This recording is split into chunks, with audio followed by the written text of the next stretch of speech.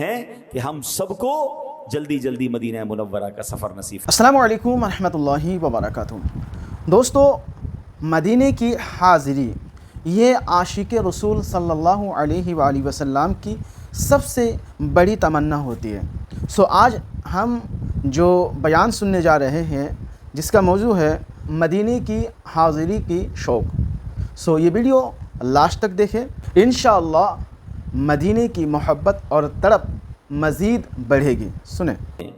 جس نے پکارا نام محمد صلی اللہ تعالی علیہ وسلم۔ ہر بیان میں ہم قرآن مجید فرقان حمید کی کچھ آیتیں سنتے ہیں اور ان آیتوں کا ترجمہ اور اس سے ملنے والا پیغام سمجھنے کی کوشش کرتے ہیں۔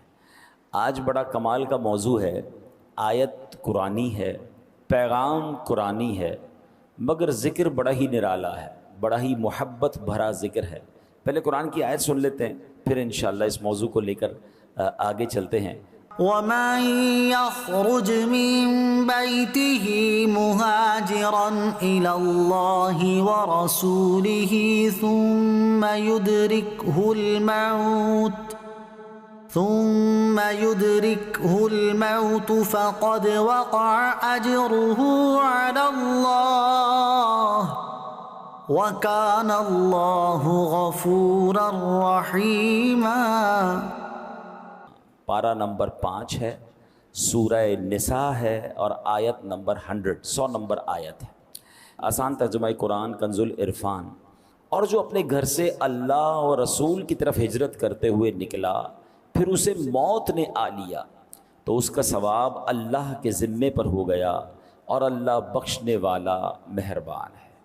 یہ بڑی کمال کی آیت ہے، یہ بہت خوبصورت ٹاپک ہے، اور یہ کس وقت نازل ہوئی، اس کا شان نزول کیا ہے، یہ انشاءاللہ جب ہم سنیں گے تو ایمان تازہ ہو جائے گا۔ خوش نصیب سعادت مند عاشقان رسول، دلوں میں عشق رسول کے چراغ روشن کیے، آنکھوں میں آنسو لیے، تڑپتے لرزتے ہوئے، خوشی میں جھومتے ہوئے اپنے آقا مدینے والے مصطفیٰ صلی اللہ تعالیٰ علیہ وسلم کے مدینے میں حاضری دیں گے۔ یہ کیسے خوش نصیب ہوں گے جو سبحان اللہ، جن کو نبی پاک علیہ الصلوۃ والسلام اپنے در کی حاضری کا شرف عطا فرمائیں گے۔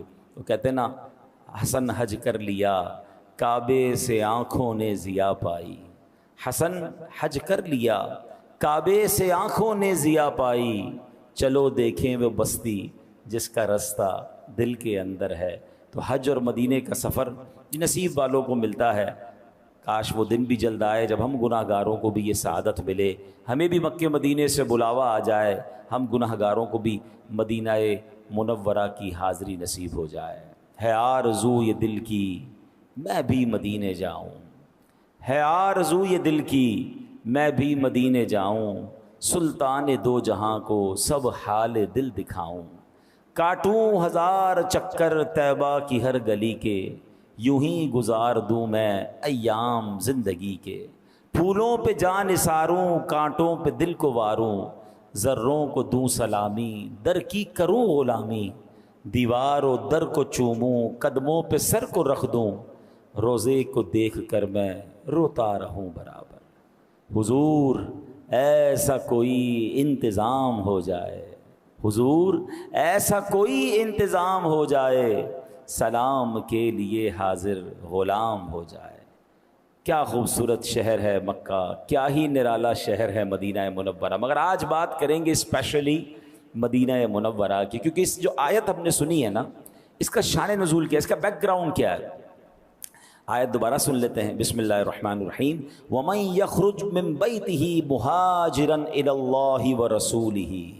ذرا اس جملے کو یاد رکھیے گا، آگے آپ کو جب میں تفصیل بتاؤں گا تو بہت زیادہ لطف اٹھائیں گے آپ۔ کیا فرمایا؟ اور جو اپنے گھر سے اللہ اور رسول کی طرف ہجرت کرتے ہوئے نکلا، اللہ اور رسول کی طرف ہجرت کرتے ہوئے نکلا، قرآن کہتا ہے۔ پھر فرمایا ثم يدركه الموت فقد وقع اجره على اللہ، پھر اسے موت نے آ لیا تو اس کا ثواب اللہ کے ذمے پر ہو گیا، وکان اللہ غفور الرحیم، اور اللہ بخشنے والا مہربان ہے۔ ماجرا کیا تھا؟ ایک صحابی تھے، نبی پاک علیہ الصلوۃ والسلام اپنے صحابہ کے ساتھ مکے سے ہجرت کر کے مدینے چلے گئے تھے۔ اب سارے صحابہ ایمان والوں کو یہ حکم تھا کہ وہ بھی ہجرت کر کے مدینے آ جائیں، تو ایک ایک کر کے سارے پہنچ گئے تھے. مگر مکے میں ایک صحابی تھے جن کا نام تھا دمورہ بن جندب. اب ان کا یہ مکے میں رہ گئے تھے, ان کو بھی ہجرت کا حکم تھا. اب یہ کسی مجبوری کی بنا پر ہجرت نہیں کر پائے تھے. عمر ان کی بہت ہو گئی تھی, بیماری بھی بہت زیادہ تھی, ایک اولڈ ایج بھی تھی اور بیماری. ظاہر ہے کہ آج کل کا تو ٹریول نہیں ہے نا کہ ویل چیئر پہ بٹھا کے جہاز میں بٹھایا اور فوراً دنیا کے ایک کونے سے دوسرے کونے لوگ بیماروں کو بھی پہنچا دیتے ہیں. پہلے تو اونٹوں پر گھوڑوں پر سواری ہوتی تھی, تو اس میں کئی دن سفر ہوتا تھا. یعنی بتایا جاتا ہے کہ مکے سے مدینے جو آج ٹرین کے اندر 2.5 گھنٹے میں بندہ پہنچ جاتا ہے اور گاڑی کے اندر 4-5 گھنٹے میں پہنچ جاتا ہے, اس زمانے میں 7 دن اور 7 راتیں لگتے تھے. 7 days کا سفر تھا جس میں دن بھر سفر ہوتا تھا, رات کسی ریگستان میں پڑاؤ ڈالنا پڑتا, جب جا کے لوگ مکے سے مدینے پہنچتے تھے. تو اب کیا ہوا کہ وہ جب بیمار تھے نہیں جا پا رہے تھے, لیکن ان کا دل بڑا مچلتا تھا. وہ نبی پاک کی یاد آتی تھی, آقا علیہ الصلوۃ والسلام کے دربار میں جانا تھا. تو انہوں نے اپنے اہل خانہ سے کہا کہ میرا سامان باندھو اور مجھے سواری پہ بٹھا دو.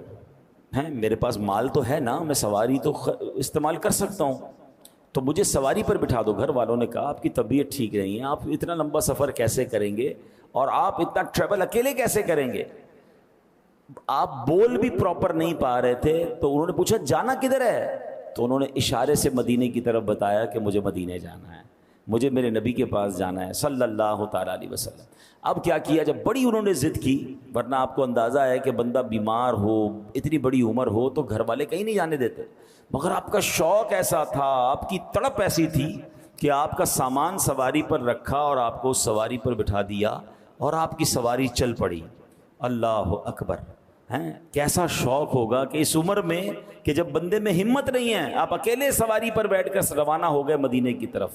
سبحان اللہ. اعلیٰ حضرت امام اہل سنت کا ایک شعر ہے نا, شوق روکے نہ رکے, پاؤں اٹھائے نہ اٹھیں, کیسی مشکل میں ہے اللہ تمنائی یہ دوست. کہ یہ کیسا شوق ہے کہ رکنے نہیں دیتا, حالت یہ کہ پیر بھی نہیں اٹھ رہا, مگر ان دونوں مشکلوں میں جو نبی پاک سے محبت رکھنے والا ہے وہ اس کے بھی لطف اٹھا رہا ہے. آپ بیٹھ گئے سواری پر, روانہ ہو گئی سواری.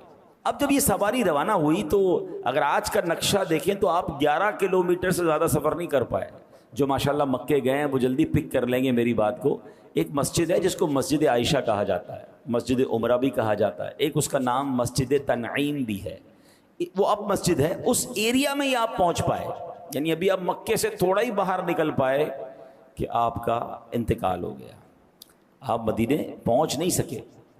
تو اب کیا ہوا کہ لوگوں نے باتیں کرنا شروع کی کہ کاش یہ مدینے پہنچ جاتے تو ان کا ثواب کمپلیٹ ہو جاتا, ان کی ہجرت کمپلیٹ ہو جاتی, یہ مزید ثواب کماتے. تو قرآن پاک کی آیت نازل ہوئی, اور اس آیت میں کیا رب نے فرمایا, سبحان اللہ, میرے رب کی شان دیکھیں. اللہ کریم کی بارگاہ میں ہے نا, یہ فلسفہ سمجھ لیں, وہاں دل دیکھا جاتا ہے, عمل کی باری تو بہت بعد میں آتی. آپ کی نیت کیا تھی, آپ نے نیت کر کے کام شروع کر دیا نا, بے شک نہ کر پائیں, میرا کریم جانتا ہے کہ اس کی نیت کیا تھی, اللہ وہ اجر عطا فرما دیتا ہے. اب کیا دیکھیں قرآن کی آیت نازل ہوئی, کیسے زبردست صحابی ہیں, ان کا جذبہ کیسا تھا مدینے پہنچنے کا, نبی پاک سے ملاقات کا شوق کیسا تھا کہ ان کی اس عمل پر قرآن کی آیت نازل ہوئی. اور سچی بات یہ, رہتی دنیا کو ایک رہنمائی کے مدنی پھول بھی مل گئے کہ قرآن کیا کہتا ہے, وَمَن يَخْرُجْ مِن بَيْتِهِ مُهَاجِرًا إِلَى اللَّهِ وَرَسُولِهِ. فرمایا جو اپنے گھر سے اللہ اور رسول کی طرف ہجرت کرتے ہوئے نکلا, ثم يدركه الموت فقد وقع اجره على اللہ, فرمایا پھر اسے موت نے آ لیا تو اس کا ثواب اللہ کے ذمے پر ہو گیا. پہنچ نہیں سکا مگر اگر راستے میں نکل گیا نا تو ثواب پکا ہو گیا. پھر کیا فرمایا, وَكَانَ اللَّهُ غَفُورًا رَحِيمًا, اللہ بخشنے والا ہے, مہربان ہے. یعنی یہ مت کہو کہ مدینے پہنچ نہ پائے, ہجرت کر نہ پائے, ثواب ملا نہیں. ارے اچھی نیت کر کے یہ نکل گیا, بے شک راستے میں انتقال ہوا, اسے پورا پورا اجر مل گیا. سبحان اللہ سبحان اللہ. اب 2 باتیں اس واقعے سے جو سیکھنا ہے, آج ہمیں جو میسج لینا ہے وہ 2 باتیں ہیں.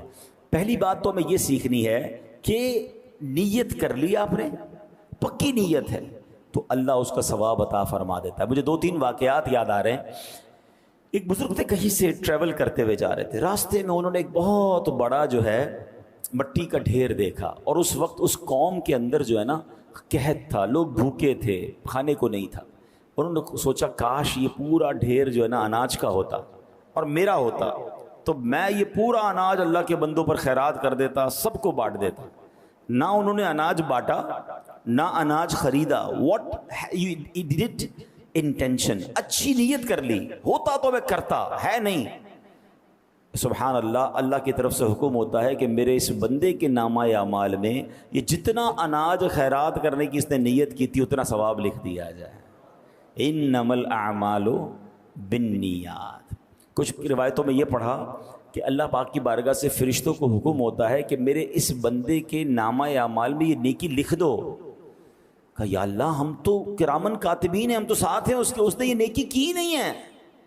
ارشاد ہوتا ہے کی نہیں ہے مگر اس کا ارادہ تھا، اس کی نیت تھی کہ میں نے کرنی ہے. تو سبحان اللہ، انسان اپنے ذہن میں اچھی اچھی نیتیں رکھے.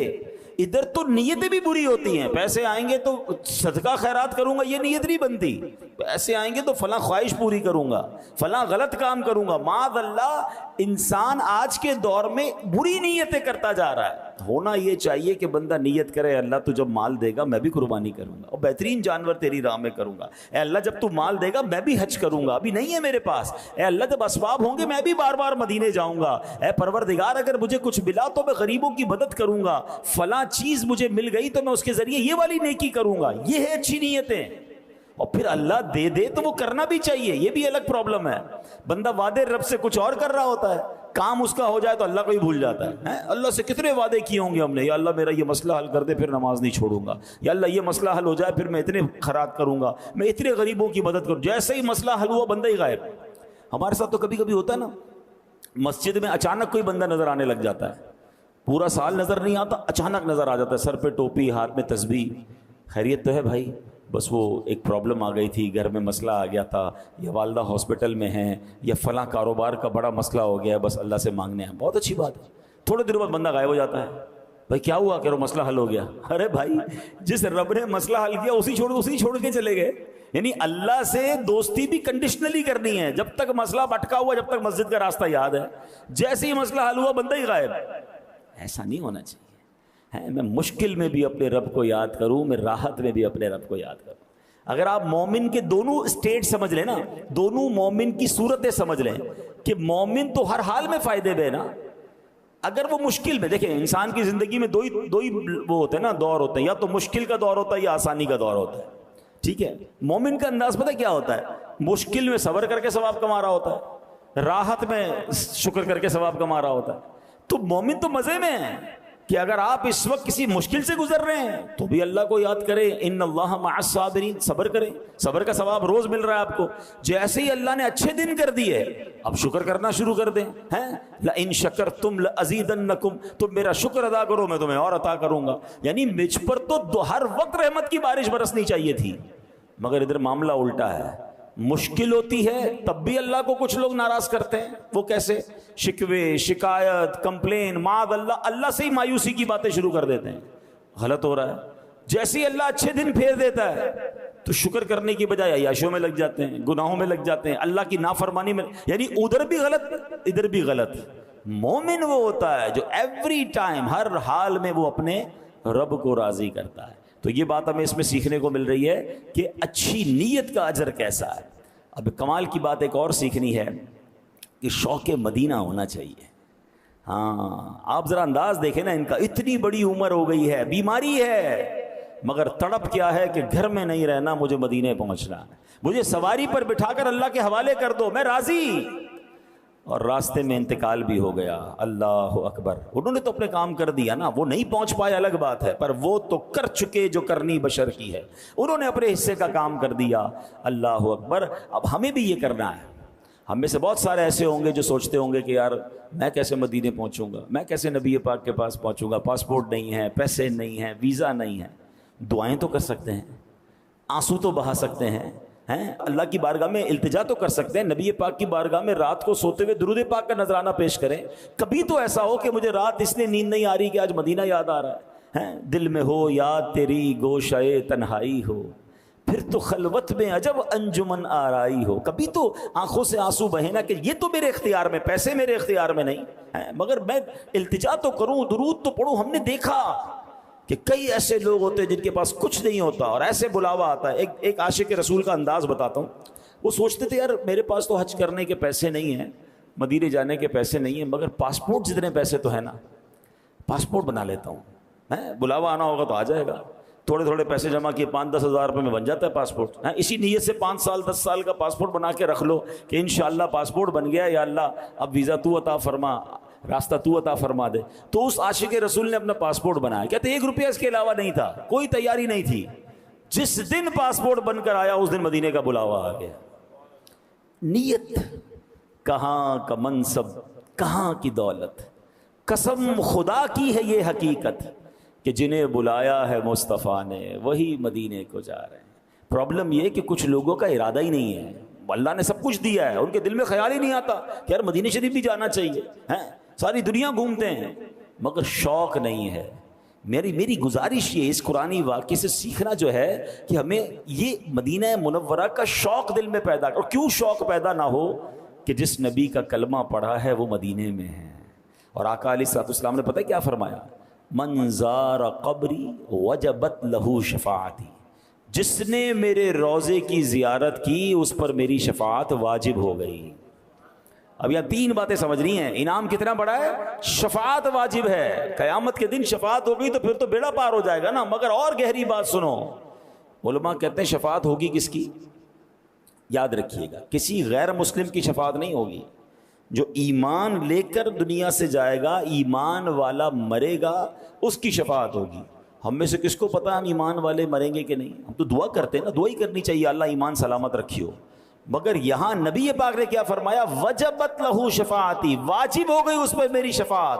اس کا مطلب یہ ہوا جو مدینے جاتا ہے اس کے ایمان کی حفاظت بھی ہو جائے گی انشاءاللہ. اس کا خاتمہ ایمان پر ہوگا. ایک اور عشق والی بات سنو، روایتوں میں آتا ہے جب قیامت کا دن آئے گا نا، سب سے پہلے شفاعت کبریٰ تو نبی پاک کو عطا کی جائے گی. سب سے پہلے شفاعت نبی پاک فرمائیں گے، جنت کا دروازہ کھلوائیں گے، اللہ کی بارگاہ میں سجدہ کریں گے، آپ کو شفاعت کی اجازت ملے گی. مگر اس کے بعد انبیاء بھی شفاعت کریں گے، اولیاء بھی شفاعت کریں گے، حافظ قرآن شفاعت کریں گے، حاجی اپنے گھر والوں کی شفاعت کرے گا. یہ تفصیل ہے کہ کس کس کو قیامت کے دن شفاعت کا موقع ملے گا. مگر سنو، جو مدینے گیا ہے، نبی پاک نے یہ نہیں فرمایا اس کی شفاعت واجب ہو گئی، فرمایا اس پر میری شفاعت واجب ہو گئی. وجبت لہو شفاعتی، میری شفاعت واجب ہو گئی. تو اے مدینے کے زائر تجھے مبارک ہو، قیامت کے دن صرف شفاعت نہیں ہوگی بلکہ شفاعت خود رسول پاک علیہ السلام فرمائیں گے.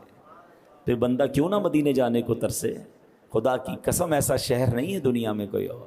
ہاں دنیا میں آپ نے کئی ملک دیکھے ہوں گے، کئی شہر دیکھے ہوں گے، 1-2 بار دیکھنے کے بعد آپ کہتے ہیں یار 2 بار دیکھ لیا، اب کہیں اور چلتے ہیں. کتنی بار ایک جگہ جائیں گے؟ مگر مدینہ وہ ہے 1000 بار دیکھ لیں جی بھرتا نہیں ہے. تو جو نہیں جا پا رہے نا، ان کا کام کم از کم یہ تو ہونا چاہیے کہ میری دعاؤں میں مدینہ ہو، میرے تصور میں مدینہ ہو، میری التجاؤں میں مدینہ ہو، میرے آنسوؤں میں مدینہ ہو. میں مانگتا رہوں اللہ کی بارگاہ سے، اللہ کے رسول علیہ الصلوۃ والسلام کی طرف درود پاک کے نذرانے پیش کرتا رہوں. جو میرے بس میں وہ تو کروں نا. ان صحابی نے کیا کیا؟ بظاہر جو ان کی عمر ہو چکی تھی، جو ان کی بیماری کا عالم تھا، اتنا لانگ ٹریول ان کے لیے پاسبل نہیں تھا، مگر بیٹھ گئے نا سواری پر. بے شک انتقال ہو گیا راستے میں، پھر کیا اجر ملا؟ کہ اجر پورا ہے، اللہ کے ذمے پر ہے. سبحان اللہ. اللہ کرے کہ یہ کیفیت ہماری بن جائے. تو بہرحال اللہ کریم سے ہم دعا کرتے ہیں کہ ہم سب کو جلدی جلدی مدینہ منورہ کا سفر نصیب فرمائے. حضرت مولانا نقی علی خان رحمۃ اللہ تعالی علیہ، یہ کون ہیں؟ یہ اعلیٰ حضرت امام اہل سنت مولانا شاہ امام احمد رضا خان کے والد صاحب ہیں. ان کے بارے میں آتا ہے کہ شوال کا مہینہ تھا، اب شدید بیمار ہو گئے، جسم کی ظاہری طاقت میں کافی کمزوری آ گئی.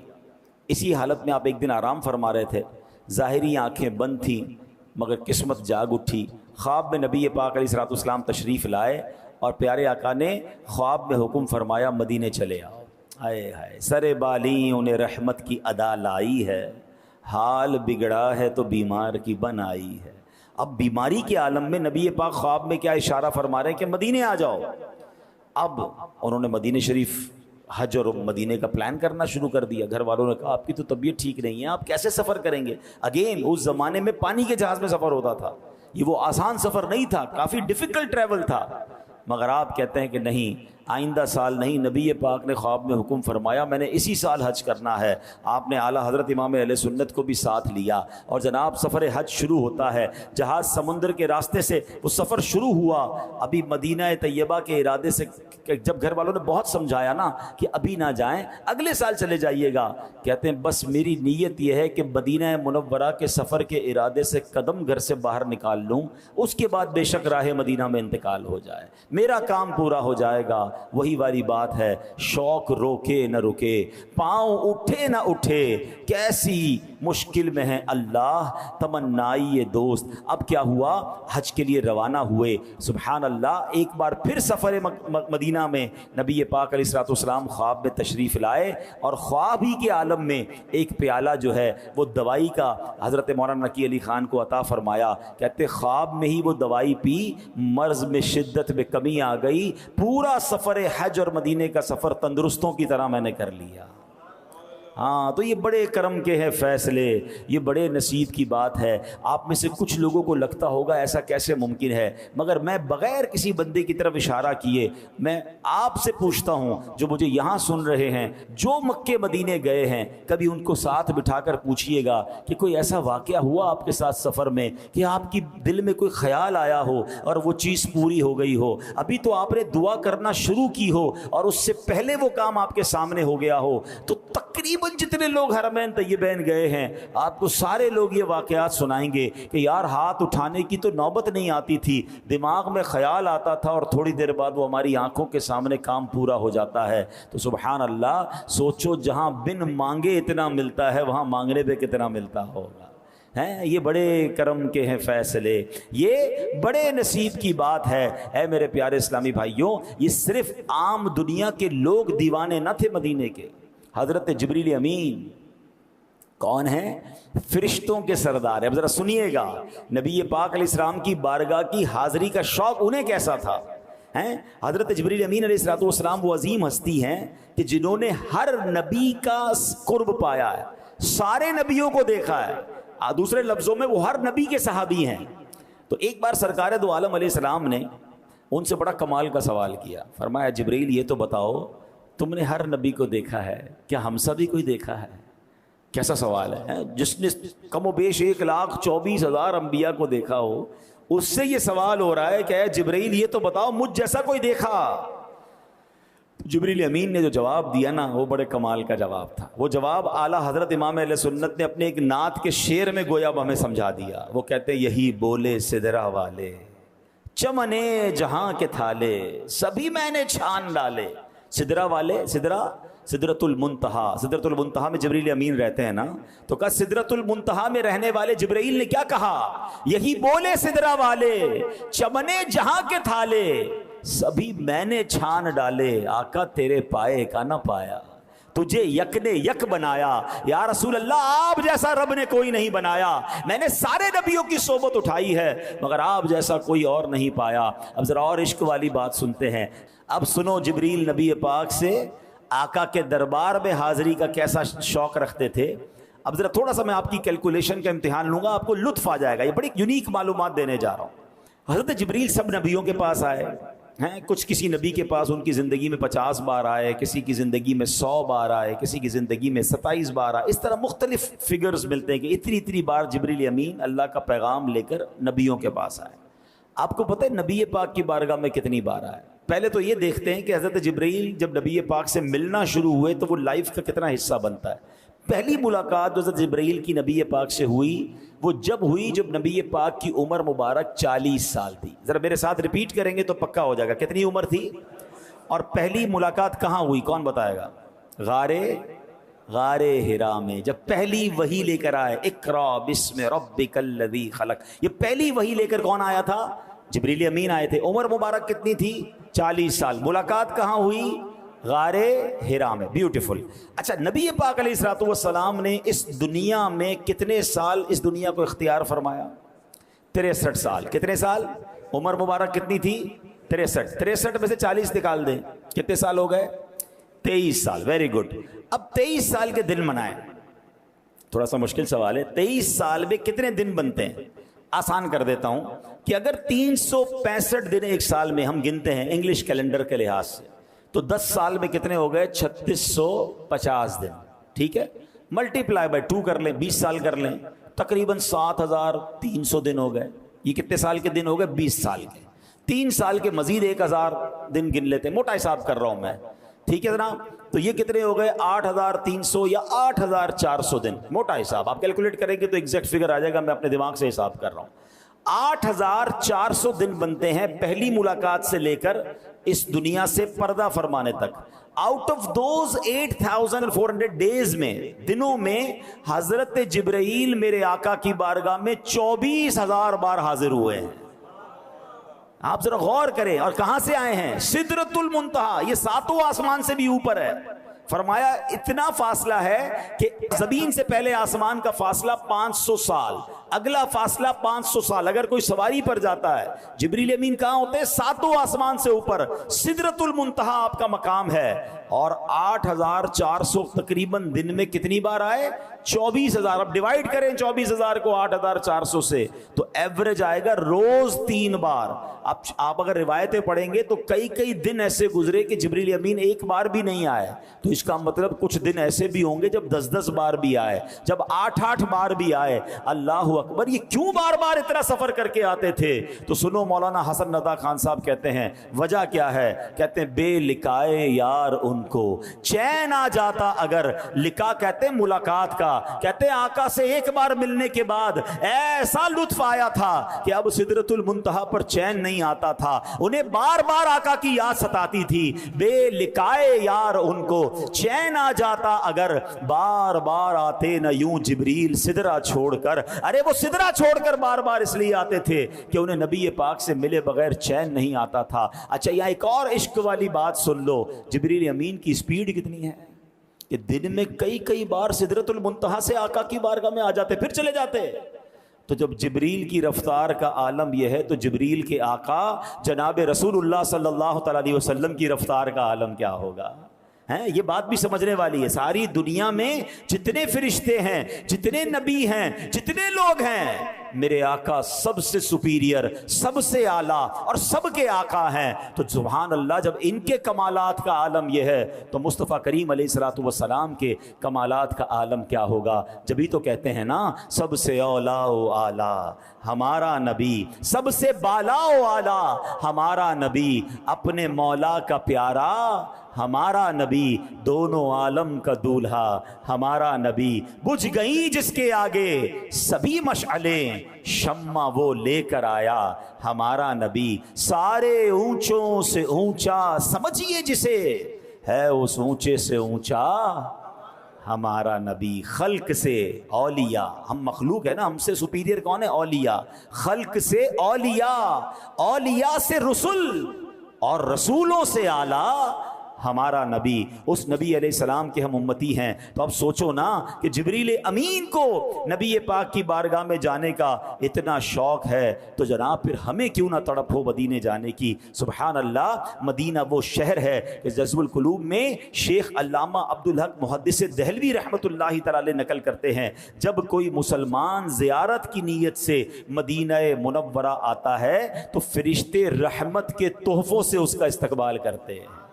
दुनिया में किसी के घर जाएं तो बाहर चौकीदार आपका इस्तकबाल करता है, बाज़ औक़ात हम जाते हैं तो कुछ बच्चे फूल लेके खड़े होते हैं, मगर मदीना कैसा शहर है कि उसमें कोई जाता है ज़ियारत की नीयत से, फरिश्ते दुनियावी फूल नहीं, रहमत के फूल लेकर उसका इस्तकबाल करते हैं, रहमत के तोहफे लेकर उसका इस्तकबाल करते हैं। ऐसा प्यारा शहर है मदीना मुनव्वरा। अच्छा, अब दूसरी बात, अब बयान को एंड करते हैं। जो दूसरी इश्क वाली बात है कि हज़रत दमुरा ने, हमने उनका वाकया शुरू में सुना कि आप मक्के में थे, सफर पर रवाना होना चाह रहे थे। कहां जाना चाह रहे थे? दिल में नीयत क्या थी? क्या मस्जिद नबवी को देखना था? क्या आपने मदीने में कोई और काम करना था? क्या वहां नमाज पढ़ने की उनकी नीयत थी? नहीं। रियाजुल जन्ना में नफल नहीं, आपकी नीयत एक ही थी कि मैंने रसूल पाक के पास जाना है, मैंने नबी पाक युरीदुन नबिय्य सल्लल्लाहु अलैहि वसल्लम। क्या कहा कि इस सफ़र में एक ही नीयत थी, और वो ये थी कि महबूब अलैहिस्सलातु वस्सलाम के कदमों की हाज़िरी दी जाए। مگر اب سوال یہ ہے، آپ جا تو نبی پاک کے پاس رہے تھے، مگر قرآن نے کیا کہا تھا؟ میں نے آپ کو ایک بات یاد کرائی تھی، میں دوبارہ وہ آیت پڑھوں گا تاکہ ایک بہت اہم کانسیپٹ کلیئر ہو جائے۔ اللہ نے یہ نہیں فرمایا جو رسول کے پاس جائے، اللہ نے کیا فرمایا؟ وَمَن يَخْرُجْ مِن بَيْتِهِ مُهَاجِرًا إِلَى اللَّهِ وَرَسُولِهِ، قرآن نے کیا کہا؟ اور جو اپنے گھر سے اللہ اور رسول کی طرف ہجرت کرتا ہے، یہ تو رسول کی طرف جا رہے تھے، اللہ کی طرف تو نہیں جا رہے تھے، یہ تو نبی پاک کے پاس مدینے جا رہے تھے۔ تو پتہ کیا چلا قرآن کی اس آیت سے اور اس پورے واقعے سے کہ اللہ کے رسول کا در دراصل رب کا در ہے، ان کی اطاعت رب کی اطاعت ہے، یہ راضی ہوتے ہیں تو رب راضی ہو جاتا ہے۔ سبحان اللہ، یہی بات اعلیٰ حضرت امام اہل سنت نے لکھی، بخدا خدا کا یہی ہے در، نہیں اور کوئی مفر مکر، جو وہاں سے ہو یہیں آ کے ہو، جو یہاں نہیں تو وہاں نہیں، کیونکہ اللہ نے اپنے حبیب علیہ الصلوۃ والسلام کی رضا کو اپنی رضا قرار دیا۔ ان کی طرف اگر کوئی ہجرت کرے تو وہ ایسا ہے جیسے اس نے اللہ کی طرف ہجرت کی۔ میں نے قرآن کی آیت سنائی آپ کو تو سبحان اللہ، مدینے جانا بھی دراصل مدینے میں رہتا کون ہے؟ وہ اللہ ہی کے تو رسول ہیں، سبحان اللہ۔ تو مدینے جانا بھی راہ خدا ہے اور وہاں جانا بھی وہ ہجرت، وہ ثواب کا کام ہے۔ تو اللہ کریم ہمیں مدینہ منورہ سے سچی محبت نصیب فرمائے اور یہ بات سمجھنے کی توفیق عطا فرمائے کہ اب کی بار جب مدینے جائیں، کیونکہ نبی پاک فرماتے ہیں من جاءنی زائرا، جو میری بارگاہ میں زیارت کے لیے حاضر ہوا، لا تعملہ حاجت الا زیارتی، اس کے علاوہ اسے کوئی حاجت نہ ہو، یعنی تجارت کے لیے نہیں آیا، کسی اور مقصد کے لیے نہیں آیا، صرف اور صرف میری زیارت کے لیے مدینہ منورہ پہنچا، فرمایا کان حقا علی ان اقول لہ شفیعا یوم القیامہ، آقا فرماتے مجھ پر حق ہے کہ میں روز قیامت اس کی شفاعت کروں۔ تو مدینے جانا ہے کسی اور نیت سے نہیں، یار چلو تھوڑا سا گھوم بھی لیں گے، تھوڑا دوستوں سے بھی مل لیں گے، تھوڑی شاپنگ بھی کر لیں گے، کوئی اور نیت نہ ہو، بس روضہ رسول پر جانا ہے، اللہ کے نبی کی بارگاہ میں جانا ہے، ان کی بارگاہ میں حاضری دینی ہے، ان کے سوا کسی کی دل میں نہ آرزو ہو۔ شاعر لکھتے ہیں نا، مدینے جانا تو کیسے جانا؟ ان کے سوا کسی کی دل میں نہ آرزو ہو، دنیا کی ہر طلب سے بیگانہ بن کے جاؤں، بہزاد اپنا عالم سمجھے گا کیا زمانہ، ہے فہم کا تقاضا دیوانہ بن کے جاؤں۔ اللہ کرے اللہ مدینے کی ایسی حاضری نصیب فرمائے کہ اور کوئی خیال ہی دل میں نہ ہو، بس ایک ہی تمنا ہو، ایک ہی التجا ہو کہ روضہ رسول پر جانا ہے، اللہ کے نبی علیہ الصلوۃ والسلام کی بارگاہ میں جانا ہے اور وہاں جا کر شفاعت کی خیرات لینی ہے۔ ایک روایت میں فرمایا کان فی جواری یوم القیامہ، یعنی جو خاص میری زیارت کی نیت سے مدینہ منورہ پہنچا وہ روز قیامت میرے جوار رحمت میں ہوگا، یعنی وہ میرے پڑوس میں ہوگا، میرے ساتھ جنت میں ہوگا۔ تو سبحان اللہ، کوئی اور دیکھیں مسجد نبوی میں نوافل پڑھنا ضمناً آپ کو مل جائے گا، ریاض الجنہ میں جانا ضمناً آپ کو مل جائے گا، آپ سید الشہداء بھی جائیں گے، آپ بقیع شریف پر بھی حاضری دیں گے، مگر یہ ضمناً ہے۔ تو پریمیئر نیت ہے جو superior and one and only آپ کی انٹینشن ہونی چاہیے کہ کہاں جا رہا ہوں؟ اپنے آقا کے پاس جا رہا ہوں، نبی پاک کے پاس جا رہا ہوں، ان کے روضے کی زیارت کو جا رہا ہوں۔ اور کتنی پیاری انکریج والی حدیث ہے کہ من زار قبری وجبت لہو شفاعتی، جس نے میرے روضے کی زیارت کی اس پر میری شفاعت واجب ہو گئی۔ بلکہ میرے آقا فرماتے ہیں کہ جس نے میری دنیا سے پردہ فرمانے کے بعد میرے روضے کی زیارت کی وہ ایسا ہے کہ جیسے اس نے میری حیاتی میں میری زیارت کی، اور میں جو ان دونوں حرمین میں سے کسی میں انتقال کر جائے گا بروز قیامت میں اس کا گواہ بنوں گا، میں ان کی شفاعت کروں گا۔ اللہ اکبر، یہ کیسا مدینہ ہے کہ جہاں جاؤ تو شفاعت کا وعدہ ہے اور وہاں مر جاؤ تو پھر مغفرت کا وعدہ ہے، پھر شفاعت کا وعدہ ہے۔ تو سبحان اللہ، طیبہ میں مر کے ٹھنڈے چلے جاؤ آنکھیں بند، سیدھی سڑک یہ شہر شفاعت نگر کی ہے۔ تو اللہ کریم ہمیں مدینہ منورہ سے سچی اور پکی محبت نصیب فرمائے، اور ہمیں یہ بات آج سیکھنے کو ملی کہ ہمیں اپنے شوق کو بڑھانا ہے۔ دیکھو یہ مدینہ عام شہر نہیں ہے، یہ نصیب والوں کو آپ کو سفر ملا ہے، جیسے جی چاہے جہاں میں گھوم پھر، جیسے جی چاہے جہاں میں گھوم پھر، پر یہ مدینہ ہے یہاں آہستہ چل، یہ فرشتوں کے درمیان کی جگہ ہے۔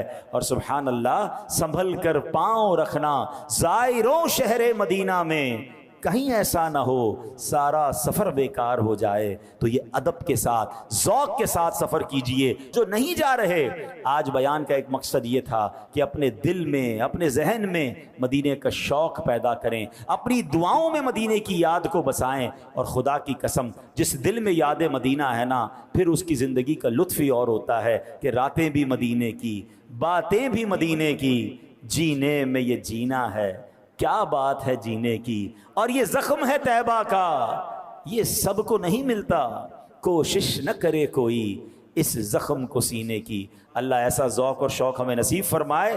سبحان اللہ۔ دوستو، مدینے کی حاضری کی طلب رکھنے والوں کے لیے یہ بہت ہی اعلیٰ اور عمدہ بیان تھا۔ اللہ پاک سے دعا ہے کہ اللہ تعالی ہمیں بار بار مدینے کی حاضری نصیب فرمائے، روضہ رسول صلی اللہ علیہ وآلہ وسلم کی حاضری، اور حضور صلی اللہ علیہ وآلہ وسلم اور ان کے دو ساتھی حضرت ابو بکر اور عمر رضی اللہ تعالی عنہما کو سلام پیش کرنے کی سعادت بھی نصیب فرمائے۔ دوستو، یہ ویڈیو، یہ بیان آپ کو کیسا لگا ضرور بتائیے گا۔ اگر پسند آیا ہے تو اسے دوسروں تک پہنچائیے گا، لائک کیجئے گا، شیئر کیجئے گا، اور مزید اس طرح کے خوبصورت بیانات اور ویڈیو پانے کے لیے، اسلامک باتیں سیکھنے اور سننے کے لیے چینل کو سبسکرائب کر کے ہمارے ساتھ جڑے رہیں۔ ملتے ہیں کسی اور ویڈیو میں، تب تک اپنا خیال رکھیں۔ خدا حافظ۔ السلام علیکم ورحمۃ اللہ۔